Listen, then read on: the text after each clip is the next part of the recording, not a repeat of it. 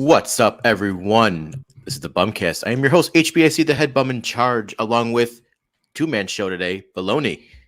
I am here. And the Southside Bum is on assignment. He will be back tomorrow for the soccer podcast that Peter and Billie Jean Chris King are putting on. Tomorrow, 9 p.m. Your boy, HBIC, does not talk soccer, so I will take that night off, and the three-man show with the soccer bums will go on. So if you guys haven't been following us like you should be, you knows that I was in Arizona all weekend for my bachelor party. And because I ain't no bitch, I came home and came right back on to jump on the podcast tonight. I was almost convinced you were going to call an audible and be like, I can't make it. You I impressed have me. some Gatorade right here. I am 100% impressed. I thought, long flight back, long weekend, but there's lots to talk about. So I don't think we could take a week off. Yeah, I will talk about the Arizona trip a little later in the show, but I missed a lot, over the weekend, and I wasn't glued to the Twitter machine as I usually am over the weekends. But during the Bears game yesterday, the news broke about LaRussa announcing his retirement in the press conference, and we're all happy about that. And today, I landed, and I came right back in time for the show or for the announcement. And LaRussa came up. He had a statement. He announced his retirement, and everything was feel-good moment for about 5 minutes until Rick Hahn decided to jump on the microphone and do his press conference. And holy fuck, talk about a shitstorm igniting White Sox Twitter like that. And I'll get your take. I said that gave me very, very strong George and Ted. Fuck you, we're going to double down on their shitty performance vibes. That was 2021 after the Bears had that shit season where they decided to bring everyone back. Yep. And we're like, we're going to run it back one more time. That was pure, like, fucking Bears vibes right there. Yeah, man. I said it previewing the show on Twitter, that Ralph Wiggum meme. And I've done that in the past, comparing it. That Ralph Wiggum meme with the mailbox where you're happy for a second and then the flag goes down and you're sad and you're happy and then you're sad. That's White Sox Twitter. We can't have more than 10 minutes of happiness between and then the shoe drops. It's like, okay, TLR retires. It should be a happy day. I tweeted out the gif of the Star Wars Ewoks celebrating, Yub Nub and stuff. Everything feel good. Everyone's happy. Then Rick Hahn comes on and just pisses everyone off for the rest of the evening. And I'm still thinking about it. And it shouldn't be this way. We should be mad about the Bears and we should be mad about the White Sox in general. But the fact that Rick Hahn took away this glorious day from us is maddening, because you're right, man. Every quote was worse than the last. And it was you and Beefloaf and everyone else on White Sox Twitter just like, what is this guy talking about? And it was very much Bears, McCaskey, Ted Phillips vibes. It was Gar Pax vibes. We've seen it over and over again in Chicagoland or in Chicago sports. It's like these guys can't get out of their own way. And when push comes to shove, they make things worse because all they do is piss us off. All right. So, yeah, we'll talk from Rick Hahn here in a minute here. But first, let's start with LaRussa retiring. So he released that statement. Basically, he acknowledged the fire Tony Chance, which was kind of funny on my part. But I thought that was funny too, yeah. Yeah. But him saying that his health didn't affect his job performance is so fucking on brand for Tony LaRussa, like doubling down on his fucking I'm smartest guy, I know more than you guys.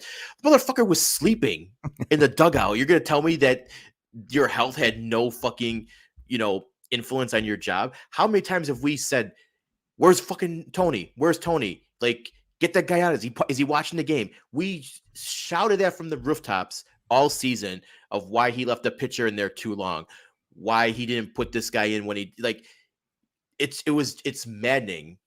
And for him to say that, okay, if health wasn't the reason why you were a shitty manager, then you have to say, yeah, I guess I can't manage a modern day baseball game in 2022 because either you're fucking just delusional or you're just a shitty manager now. I will say, out of all the maddening things we had to deal with Tony LaRussa, I thought the retirement was pretty good. I mean, the prepared statement was decent. He acknowledged the shitty record and his inability to, make this team better. I thought he was accountable, which was shocking because most of the time when, beat reporters or somebody asks him a question or question him about anything, he gets ornery and crotchety and he thinks he knows better than you. But at least this time he had his hand up and he was culpable, which I appreciated. Out of all the things, like we basically shat on him for 2 seasons straight. We were both very unhappy with the hiring from the beginning. I ended up going back and listening to our third ever podcast. It sounded like we were in a fishbowl. We didn't have any microphones, but that was the day that they announced the DUI for Tony LaRussa. And we were just as pissed off then as we were today. So it's like nothing really changed with Tony LaRussa, but at least this retirement, at least in my eyes, we're like, all right, he did a good job. Like, what more can you say? He was at least accountable. Yeah. So he's finally gone, and good riddance. We'll wash our hands of him. Hopefully, we get a manager who actually has some fire and passion, and can hold guys accountable. I'm going to go through some of the tweets here that were coming through the Rick Hahn conference, because this is what pissed me off even more than LaRussa, because we all kind of realized at the end of August when he got his pacemaker adjusted, whatever it was, that the doctors were not going to clear him. Yeah, the writing was already on the wall. You're 76, 77 years old, dude. Just enjoy your retirement, man. You should have just stayed it, but whatever. Jerry's gonna Jerry. All right, so here's some tweets that we got, and most of these are from Vinny Dubar. We've got some Scott Merkins in here as well. Some James Fagan. The usual suspects. Yeah, the usual White Sox beat guys. Rick Hahn says he will be leading the Sox managerial search, but that the process will be a collaborative process with Jerry, Kenny, plus a few other front office higher-ups, and maybe even some player input. Holy fuck. That is okay. That is the Bears communication and collaboration fucking You nailed shit it. that we fucking hit. Okay, but this, first off, Rick Hahn needs to be like, I am the fucking GM. Who cares what the player's input is? Who cares what some of the other office higher ups are? Who else is there besides him and Kenny to make decisions? You're gonna take fucking stuff from the PR guy, fucking Russa. I know. Hold on.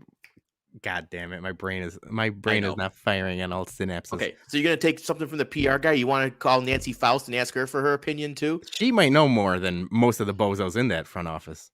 But the managerial search should be Rick's picks, and then you get signed off. You don't need collaborative effort from fucking your peers or the people that you employ, aka players. Like, that is just fucking asinine that he would actually say that quote out loud, unless that was something that Jerry told him to say. I mean, you nailed it when it said it was very much the Ted Phillips, George McCaskey. We're going to do it again, and we're going to do it all over again. Yeah, I mean, it's the same guys calling the shots, and there's no accountability, and it's like, do you have the other quote about when I can't do the job, I'm going to retire? Because that's the one that just blew everybody away.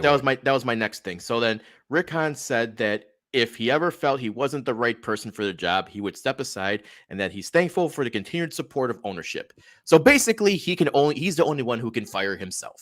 Yeah. It's basically Stuart Smalley looking in the mirror saying, "Gosh darn it, I'm a good person and everybody likes me." Like, how do you look at your track record on free agent signings and more recently trades that haven't worked out for you, and to say, well, because Jerry still supports me, I'm not going to step aside? Like, yeah, you're not going to get fired, dude, because Jerry doesn't fire fucking anyone. He brings back people from 10 years ago to lead the team. 2 successful seasons. I'll give him two successful seasons out of 10. I mean, that's terrible. And I have a tweet here from Sox Garden. Since 2014, this is where the White Sox have selected in the first round: 3rd overall, 8th overall, 10th overall, 26th, 11th, 4, 3, and 11. Only one guy is in the stadium tonight, and there's only one guy on that team. That's a problem, and that's a Rick Hahn problem. Directly Rick Hahn's problem. So the fact that he thinks he could still do this job when he's had 2 winning seasons out of 10 and has drafted one guy in the last like 10 years that is actually on this team right now, I mean, that's terrible. Yeah. No, it's 100% terrible. And then it starts going down more of the rabbit hole of him doubling down. When asked if he will consider breaking up the young core this winter, he says they will be open-minded. The trade market might end up being more fruitful than free agent considering. He says we're not going to be able to just throw money at the problem. That quote fucking pissed me off because they could have easily fixed most of their problems this year if they just threw money at the correct spots and not the fucking bullpen, which Yes. seemed to be his biggest fucking hard on for when that blew up in your face with Graverman sucked, Joe Kelly sucked, the Dickman trade The Diekman sucked. trade stuck, yeah. Yeah. You could have easily thrown money at Carlos Correa. That would have fixed second base. You could have easily thrown money at Schwarber or Conforto or any of the other guys that were out there. I mean, Conforto Carlos was Rodon. injured. Yeah. Could have thrown money at Carlos Rodon. Yeah. That would have fixed a starting rotation issue. But no, you chose to spend the money in the wrong fucking spot. So now, well, we can't spend the money now. So we're just going to make trades. Like, holy fuck. So what do you, I mean, who are you're gonna start talking about trading Vaughn or Eloy or something just because you didn't throw money in the right spots? Yeah, the thing that got me mad about this specifically is that the season's not even over and they're already crying poor for next year. Literally, they're still playing games this season and you're already crying poor for next year. And it's right, Jason. It's because of this mismanagement of funds. They spent money. They've spent money the last 2 years, but they spent it poorly and they spent it like unwisely. Like you said, the bullpen as opposed to the qualifying offer for Carlos Rodon and on and on. And it's like now maybe, of course, Uncle Jerry's purse strings are going to tighten a little bit. But the fact that they're coming out with this nonsense already is what's maddening because this offseason we're just gonna be pissed off this whole Yeah. offseason. No, I think maybe you entertain Mancada. Well, the Mets would do. Well, we're gonna be talk about that in a little bit. We're gonna bring that up in a bit. Yeah. But yeah, maybe Mancada, like, I don't know who else you're gonna try to move. Like, who else besides Eloy and Vaughn has trade value? Yeah, Maybe Tim Anderson, I think, yeah, realistically, Louis Robert. Okay, so you got 4 guys that have some trade value, but are you going to really trade Luis Robert? I think I would keep Robert. I would keep Eloy. I think there might be a market for Vaughn, but I think White Sox fans are valuing him way more than other teams value him. Yeah, and that's a problem. but also The TA like thing, I said, the TA thing's interesting because if you re-sign Elvis Andrews and put him at shortstop, the biggest haul you might get is for either TA or Dylan Cease, and we're not getting rid of Dylan Cease. no. Also, I want to hold those thoughts because remember I said after the season's over, I want to talk potential moves and everything. But yeah, they're already crying poor. You could have spent like because you don't want to do more than a 3 or 4 year deal. You don't want to do a 5, a 7, 8, 9 that's these players want now because you don't want to spend over $100 million on a contract. The problem could have been easily solved for 2 of your gaping holes. You just became so fucking stubborn in your ways that you negotiate contracts that you want the players to accept your terms instead of you accepting the players' terms. It's a backwards way of looking at baseball nowadays when it's such a free agent heavy market, especially when you have the powerhouse, the free spending teams like fucking New York and LA and now San Diego. Like, you can't just be like, well, but it's really fun over here, guys. Like, come join us. We're cool, right? We haven't even talked about the Lurie contract. Yeah. Another quote here. I think from Hahn, I think we're going to use this opportunity to get a different perspective, new way of looking at things, a little different from those who have been a little more insular in the organization. Does that mean you're going to get fucking analytics guys? Give me the nerds. I'm asking for the nerds. Because like you're bottom of the league in your analytics department. It's like 5 fucking people. So maybe rely on the nerds when they say, yeah, probably shouldn't sign, Joe Kelly or trade for Diekman, whatever. Like, or play Gavin Sheets in the outfield and Andrew Vaughn in the outfield. I mean, you don't need nerds to tell you that, but maybe you do. Pull up the most recent comment here. Oh. Yes, earning the fan respect back. Yeah, no, you don't have like you want our respect back? Piss off. Just bow out and accept. We will respect you, knowing that you suck at your job and you realize that you can't do it effectively anymore. Yeah, I So mean, the easiest way to earn respect back is winning. We say it all the time. Winning cures all. The culture, the fan base, everything around any sports club or any ball club is winning. That's all that matters. If they're winning games and they're fielding competent teams out there, we're not griping every week and week and a half about which this team. brings me to my next quote from him, which is this is probably the most smug, most arrogant quote he said of the night. 2 years ago, our baseball operations department was getting nods for executive of the year. A year ago, we won a division by whatever, 11 or 12 games. And this year, we were picked for being the World Series, and now we're being asked if we should be in our jobs. Yeah, just because you won something fucking 2 years ago, but just because you won something in the past doesn't mean that, well, that gets you fucking job security for the next 10 years. Like, this is such a fucking Chicago thing that, hey, I made a good trade for Eloy and Cease fucking, 5 years ago. So I should stick around for that because I did one good thing right in the past, in my tenure as GM. That's resting on your laurels. That's all it is. Is like, oh, we had 2 good seasons. Let's pat ourselves on the back. Like Enron was a successful company once upon a time. Look what happened to them. Like, you can't just rest on your laurels, man. Like, Right, you're going down in flames. You're literally going down in flames this year. If you're thinking about years past, you got to be thinking about the future. Yeah, and then you've had these gaping holes, especially in right field for, a few years now, and you never addressed it. So, like, you want to say, well, I was executive of the year, so I don't need to fucking deal with right field. I don't need to sign the second baseman. Like, yeah, you made a bunch of shit decisions with your moves in the past 2 years.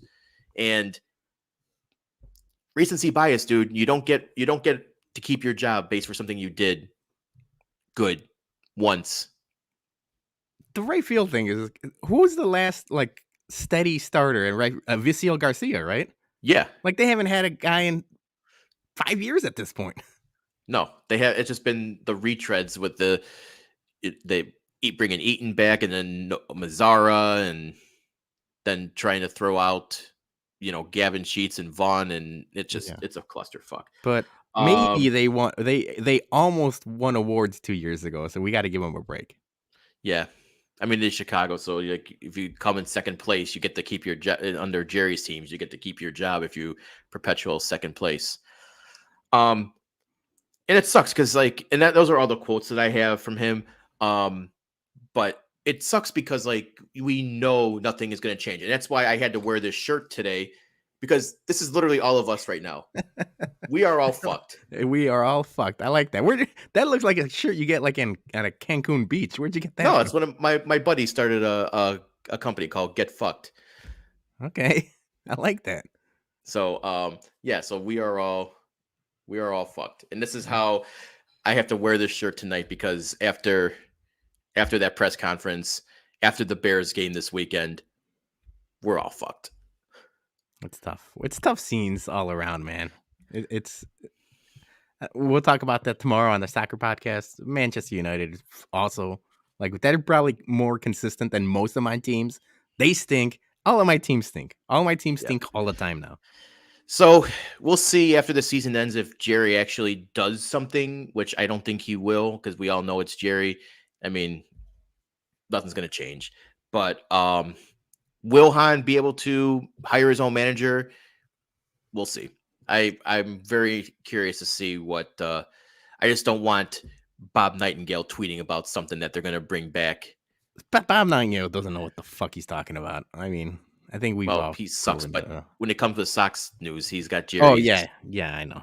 Little finger. Remember, he's the one who broke the Russa news, and then we all fucking started shitting our pants, thinking like, "Oh fuck, he's onto something here now." Yeah.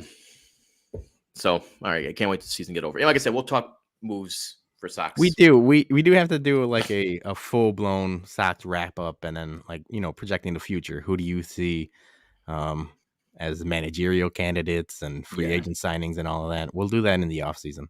Yep. All right. So the other shit news for the weekend was the Bears versus the Giants, which the Bears played the most Bears on brand game possible they could possibly. Like, that was just, let's just march down the field. We'll get to red zone and then like, Field let's just goals. kick field goals. Field goals, baby. That's what wins football games in 1953. Oh my God. Okay, so I was actually going to use this as one of my bums, but it's apropos now. One of my bums of the week is the Bears bootleg defense. Because what the fuck was, like, Daniel Jones is not fucking Lamar Jackson or Josh Michael Allen Vick, or man. They were Mahomes. making him look like Michael Vick. Oh my God, he runs like almost like a fucking younger Tom Brady or something, like just like running with a 5-pound bag of shit in his pants, and you let him score twice on you. The Bears defense, especially in that first half, looked like a play action bootleg was the greatest show on turf. Like, God damn it, they have never seen anything like that before. And all of us, we were just screaming at the TV. I was at my uncle's house. We had family watching, and it was like they were acting like a play action bootleg was the newest innovation in football. And that scares me because if Eberflus is the guy he's supposed to be, calling the shots on defense and, this defensive guru, they couldn't do something as simple as just keeping contain on Daniel Jones. And Daniel Jones, I'll give him credit. He's a little more athletic than he is. But like you said, he's not Lamar Jackson, not Michael Vick. And the fact that they just couldn't stop that, it made no effort to stop that in the first half was crazy, man. It was Yeah. I mean, the second half they did like have a couple like, they blew up the play a few times, but like then the Giants like ran normal offense and they would go back to it again, like because like the Bears seemed to forget that they would do this play again. Like, oh, we blew it up a couple times. They're not going to do it anymore. Well, they kept on doing it after you forgot about it.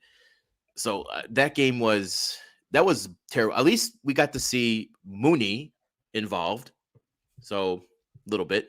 a lot. Well, a lot more than the last 3 games, but yeah, a little bit. But then we think we finally have a chance. Maybe we can win it with 2 minutes left, and then Mr. fucking I hurt my hamstring. Velus Jones comes back and muffs a punt in his first game back, and I just my first thought in my head was the motherfucker should have stayed injured. I mean, you just gave him an extra week to recover from his. Because do you really want to put a fucking and this is a coaching like decision on my part. I know you signed him to be the punt returner, or I shouldn't say sign. You drafted him. You really want to put the pressure on a rookie in his first game, fourth quarter, down 8, 2 minutes left to fucking catch a punt. I know you have to be professional, but like maybe you have another guy who can catch footballs who was catching them before he came back. Maybe put a little more sure-handedness in that kind of situation, because that fucking blew up on our face. I will say, I mean, yeah, maybe you don't have him in that situation, but all of these rookies, man, this coaching staff and this front office, it's basically sink or swim with all of them. They threw Kyler Gordon out there, and they threw Jaquan Brisker out there, and all of these rookies, they're just putting them out there, and I'll give them credit, like they're at least seeing what they got in them. So yeah, I don't. Obviously, it turned out terrible. You muffed the punt, but you got to see what you got in these guys. So I didn't mind him being out there in that situation. But yeah, man, that defense, I'll go back to it. I think I have a stat here. The D is on pace to allow 2,000 more rushing yards than they did in 2018. They just can't stop the run. They can't stop the run at all. And it's not just the rookies, because they're picking on the rookies more specifically in the passing game, but nobody is stopping the run, man. Yeah. Again, Khalil Herbert, fucking another back-to-back good games from him. It seems like maybe Montgomery's might be a little more expendable. After his it's just a rookie. It's a running back life cycle. Yeah, Again, they're expendable. It's the same things that we said that the O-line can't pass protect for shit. The receivers still aren't getting separation. Like, we played two pretty bad teams this week, past 2 weeks. We Yeah. barely fucking beat the Texans. And This was a game they should have won. You know, yeah, any decent team wins this game. The fact that Daniel Jones he was what, 8 for 13 for 71 yards passing, and Tyrod Taylor had one completion, I think, for like a little more than 10 right. yards. So it's like And less. basically the Giants were like trotted out a Pee Wee football wide receiver core. Yeah, they had nobody. They had nobody in the receiving game, and you still couldn't win that game. So it's like, yeah, man, it's going to be tough sledding from here on out.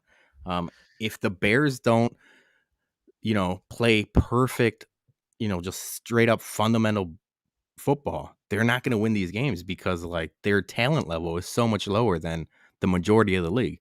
I would say roster wise, they're bottom 5 roster construction right now. So it's like they gotta play a perfect game just to be in these games. And what's Yeah. scary is, next week we got our watch party against Minnesota. Minnesota, talent wise, compared to the Giants, are night and day. So if you think this defense looked bad against the Giants with no receivers, Daniel Jones, and like all of this bums, basically, it's gonna be tough sledding against the Vikings, man, because they're a I hope loaded I squad. don't play anyone in fantasy next week who has Justin Jefferson. If the 'Cause defense plays like this, drop like they're a going to 50 lose by burger in fantasy 25, points. 30. Yeah. Justin Jefferson and all these guys. Yeah. So in the bigger Bears picture, that game was kind of our Super Bowl. That was our Super Bowl. Yeah, that was our Super Bowl. So if you followed us, we knew that we had a mayor's bet with Clem from Barstool, and if the Bears won, he was going to come on an episode of the BumCast, and we were happy to do that.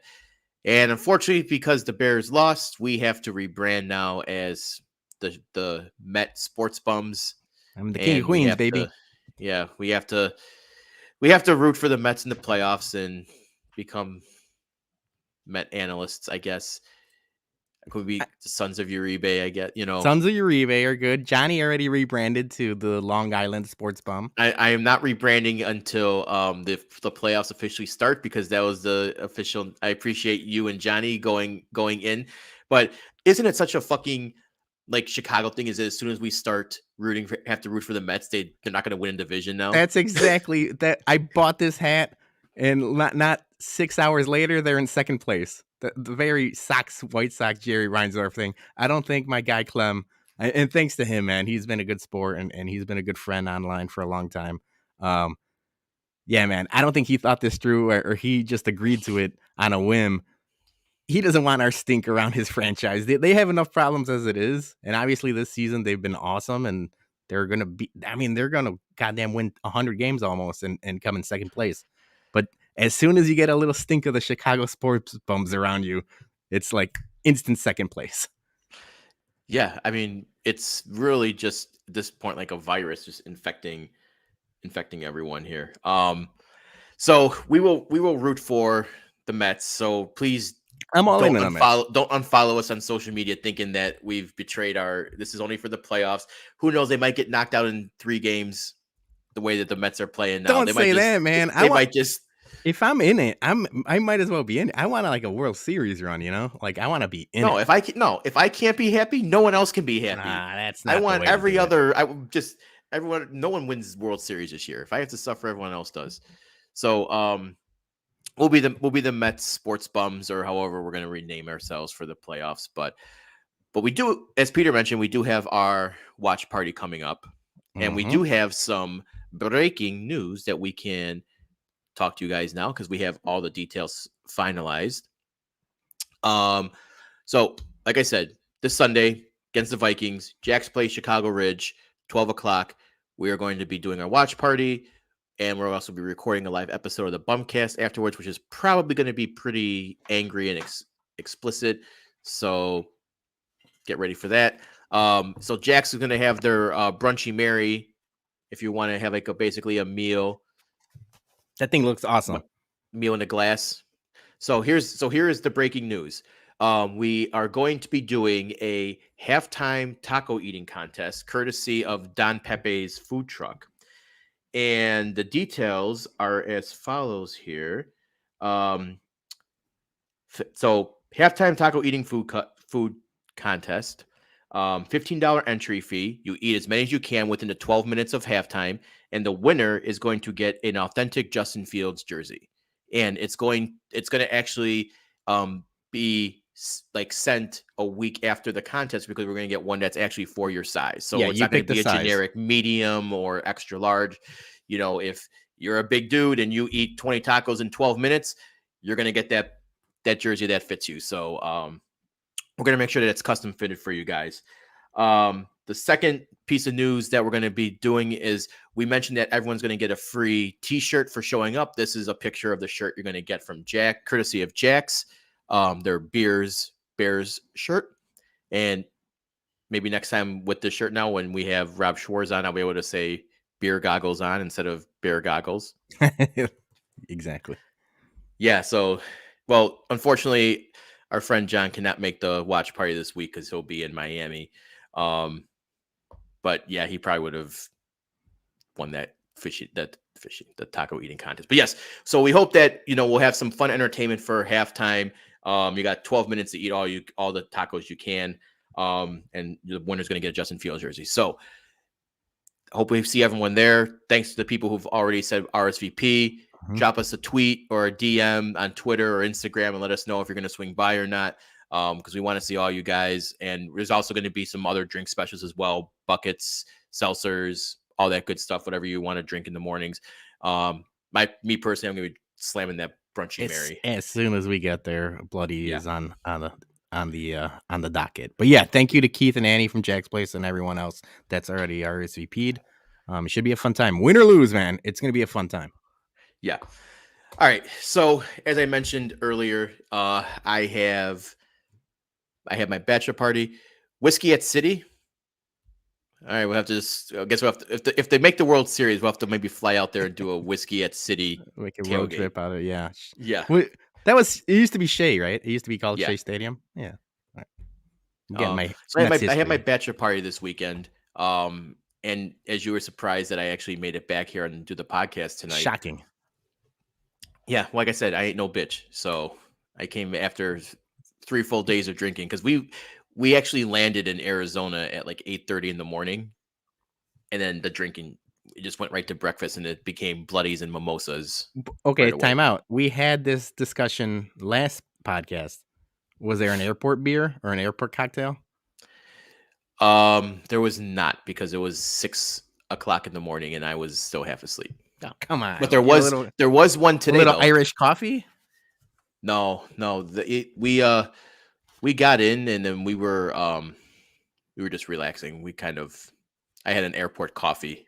Fair enough. No Irish. I was trying to remember what did I drink Friday morning. See, my memory's already a little hazy. No, I did have a airport cock tonight before I left out. I had a mimosa. What was it that you had? Airport cock. Congrats. Yeah, thank you. I had a mimosa. So good call. Yeah, it's another early morning flight. Right, otherwise, it would have been cocktails. Let's talk us through what we missed, and obviously. Okay, so first off, I want to say I'm fucking crossing Arizona off the retirement list, because it is fucking hot as shit out there.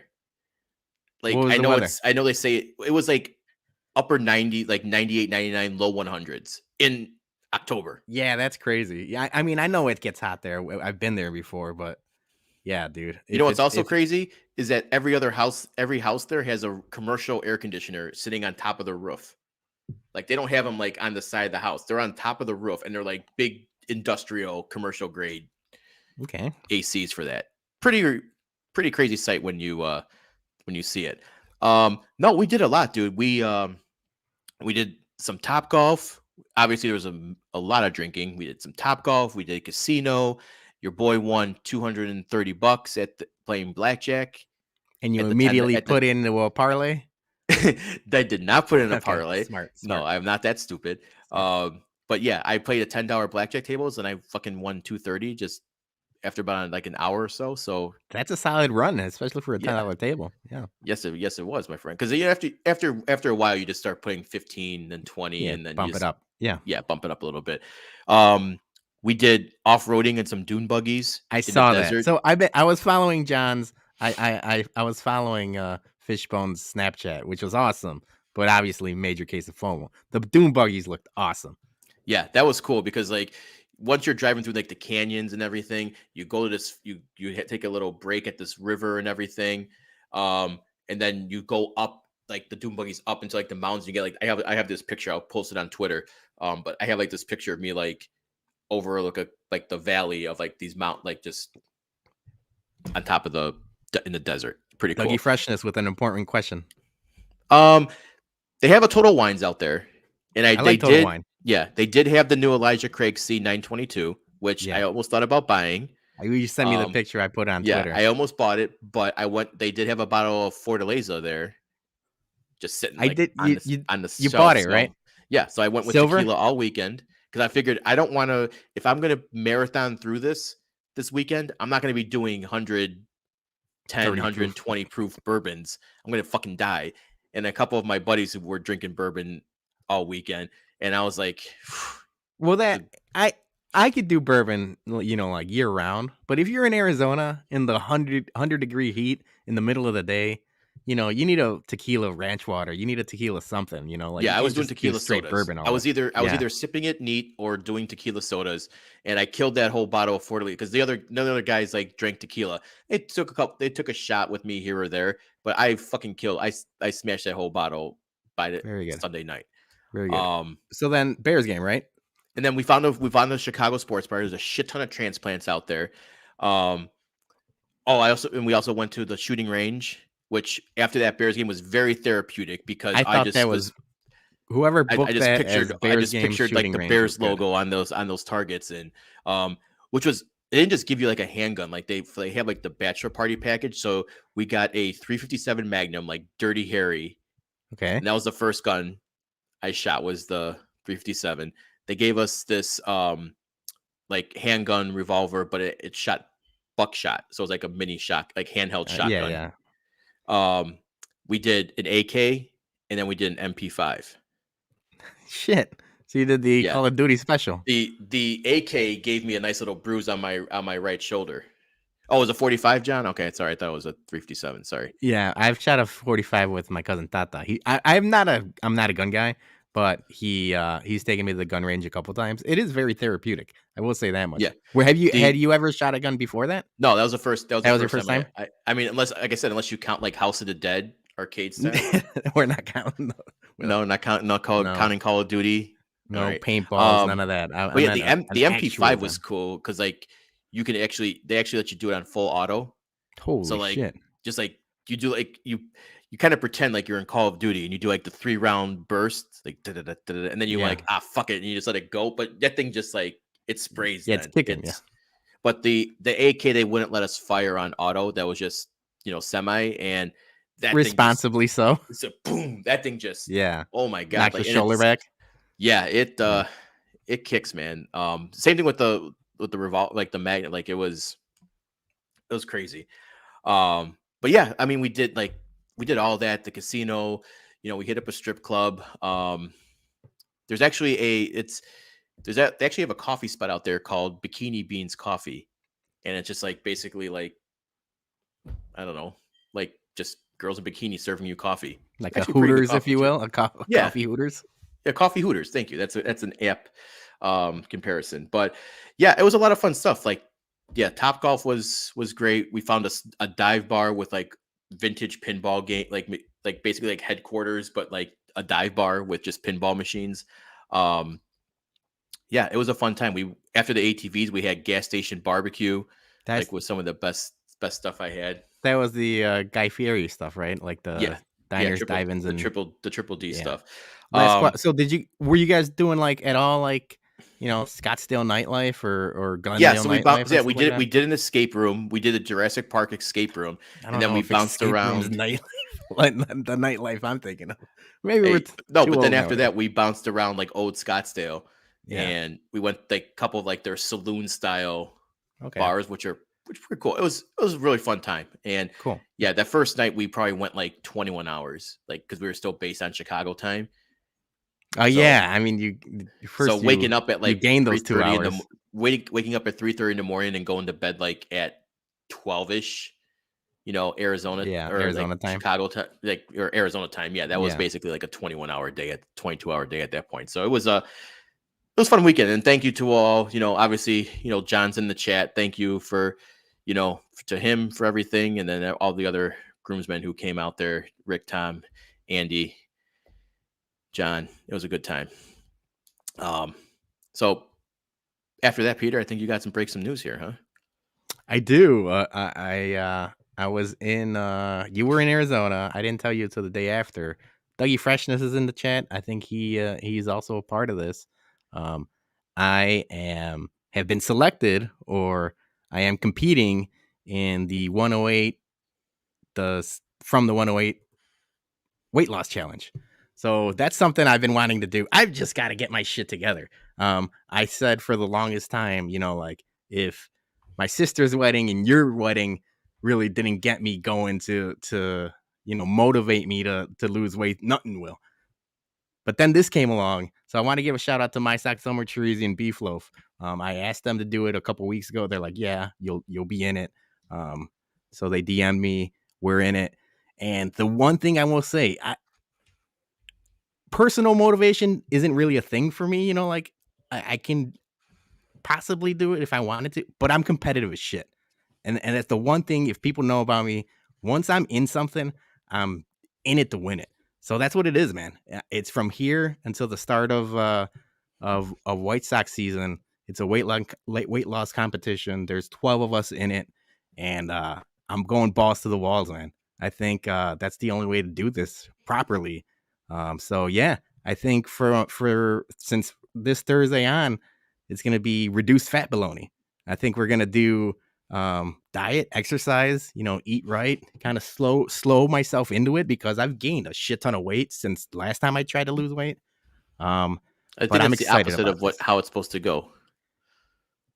Say that You're again. not, you're not supposed to gain weight when you're trying to lose weight. Well, no, I'm saying since the last time I ballooned, because I've done this once before. Okay. And So hey, I'll be rooting but, for you, my dude. And and I'm saying like I'm gonna be like representing the sports bum, so I can't let you guys down as well. no, if you want, we can like put a montage of me training you, like in That's like that's Rocky, exactly what I need. or we can do like Mike Tyson's Punch Out, where I'll just You're on the ride the bike, and bike and you, I'm gonna need a pink sweatsuit for that, yeah, right? He had a pink yeah. hoodie on, and yeah, we'll just run down Lakeshore Drive and We'll recreate that scene. and then we'll put it to like a cappy like 80s montage of like with Scarface, like push it to John the limit. Johnny is a big Rocky guy. He might have to come out and train me in the snow like Rocky 4. When Paulie's slipping and sliding on the snow and Rocky's going up the mountains. Now I'm in for all of it. Now, are you allowed to take any banned substances like hydroxycut or something? I didn't read the fine print, but I'm assuming it's a don't ask, don't tell policy. So yeah, whatever works, man. I mean, you want me to slip some roofie your drinks with a little hydroxycut, and then maybe you get a little. Anything that lets us win this thing. So yeah, nothing man. So nothing but salads, for yeah. you. So No carbs.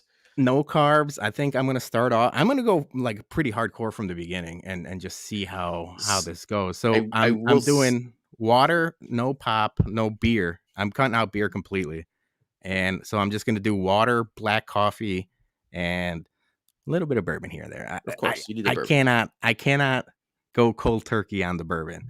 No, and of course it's not. one of the first things I did. I googled how many calories in a ounce and a half of bourbon. Turns out it's like 97. So maybe Well, that's not fun. I might have to be a tequila guy for a little bit because that's less calories.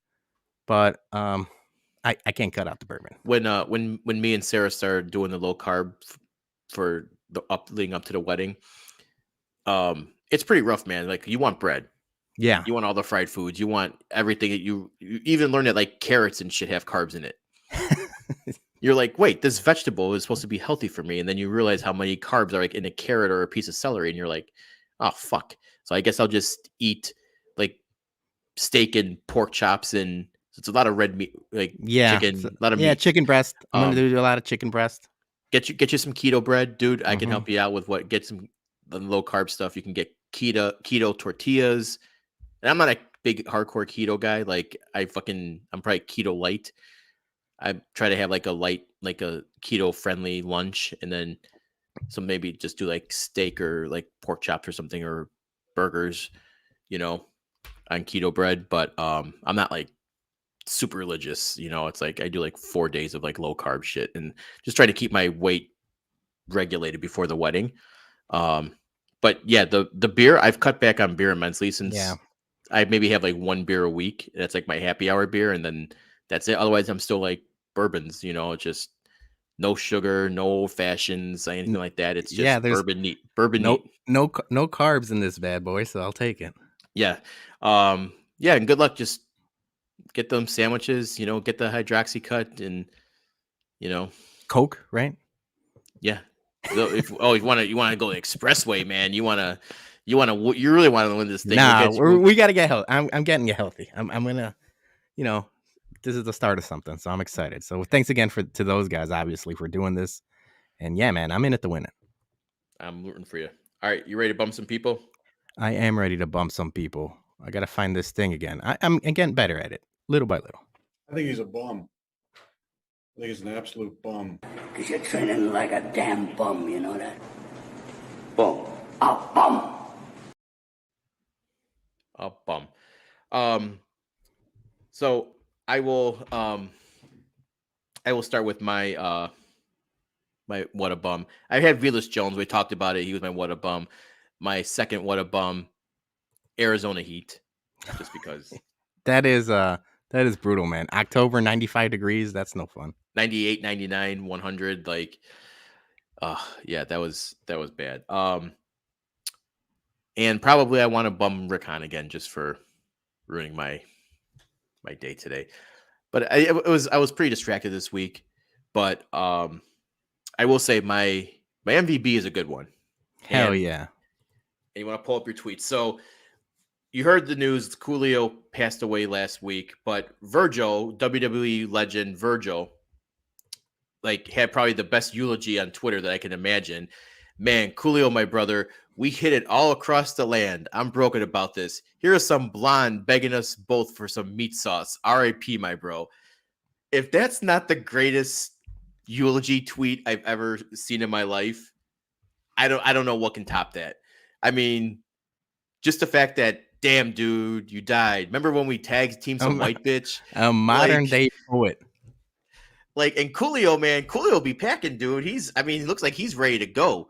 Coolio. I actually saw Coolio at Riot Fest not 2 weeks ago. We saw Yeah. we saw Gangsta's Paradise right before that. We only saw one song, but yeah.